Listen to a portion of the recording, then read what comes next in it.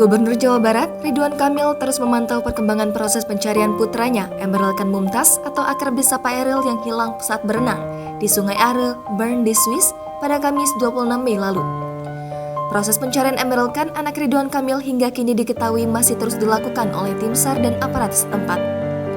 Ridwan Kamil bahkan turut serta ke lokasi untuk memantau langsung proses pencarian putranya yang hilang di Sungai Are. Potret dan video Ridwan Kamil turut serta memantau proses pencarian Emeril Khan Mumtaz pun turut beredar di media sosial. Demi memantau perkembangan proses pencarian sang putra, Ridwan Kamil pun memutuskan untuk mengajukan perpanjangan cuti.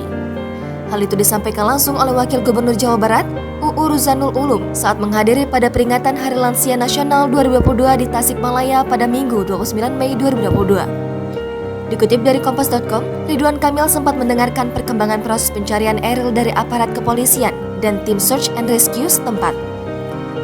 Dalam foto yang diunggah dalam siaran pers di situs resmi Kementerian Luar Negeri Republik Indonesia, kemlu.go.id, Ridwan Kamil yang memakai rompi warna kuning dan baju hijau toska tampak bertemu dengan sejumlah aparat kepolisian.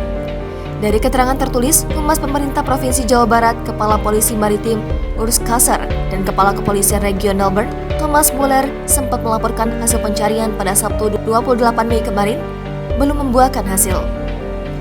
Kini beredar pula video yang memperlihatkan momen haru Ridwan Kamil berdiri tegar di tepi Sungai Are, Bern, Swiss. Dalam rekaman video yang diunggah akun Instagram @info_jawa_barat pada Selasa 31 Mei kemarin, tampak Ridwan Kamil yang mengenakan rompi berwarna kuning dan memakai topi berwarna putih terus menatap arus Sungai Are di sekelilingnya.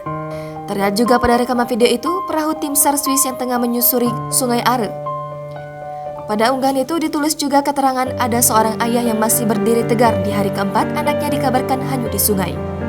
Sontak unggahan video Ridwan Kamil berdiri tegar tersebut memancing komentar sedih dari warganet. Warganet seakan merasakan kepedihan yang dialami Gubernur Jawa Barat itu. Sedikit juga warganet yang turut mendoakan anak Ridwan Kamil, Eril, supaya cepat ditemukan dengan kondisi selamat.